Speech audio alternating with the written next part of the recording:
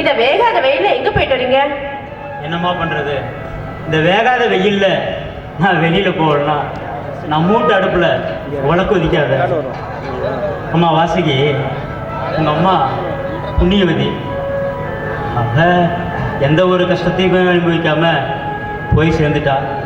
காலகாலத்துல உனக்கும் ஒரு கல்யாணத்தை பண்ணி பார்த்துட்டுனா நானும் அவ கூடயே போய் சேர்ந்துருவோம்மா.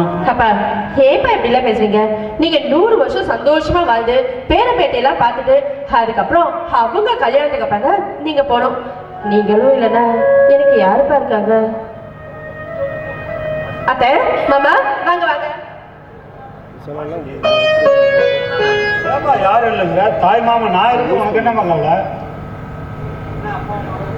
ஆமா, என்ன அப்பாவும் மகனும் அப்படியே சோகத்தை அள்ளி அள்ளி மாறி மாறி ஊத்திக்கிறீங்க?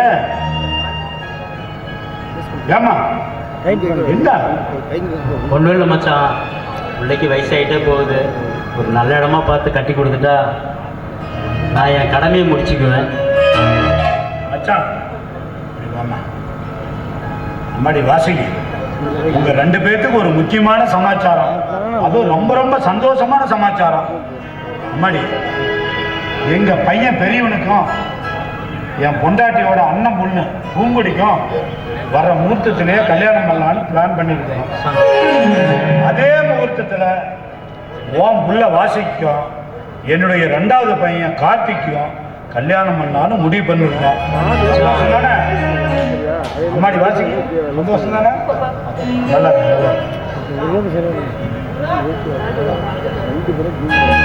மச்சான், சொல்றேன், தப்பா எடுத்துக்காதீங்க. நீங்க பெரியவங்க பட்டுன்னு சொல்லிட்டீங்க, அடுத்த முகூர்த்தத்திலேயே கல்யாணம் வச்சுக்கலான்னு.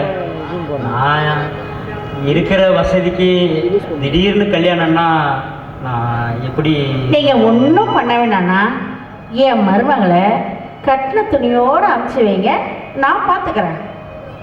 சந்தோஷமா மச்சான், இப்போ உங்களுக்கே தெரியும் என் பொண்டாட்டோடைய அண்ணன் மாதேஸ்வரன் பெரிய கோடீஸ்வரன்.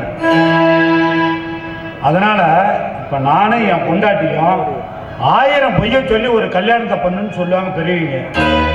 இப்போ உங்க 2 பேர்த்துக்காக ஒரே ஒரு பொய்ய சொல்லி இந்த கல்யாணத்தை பண்ணலான்னு பிளான் பண்ணியிருக்கிறோம்.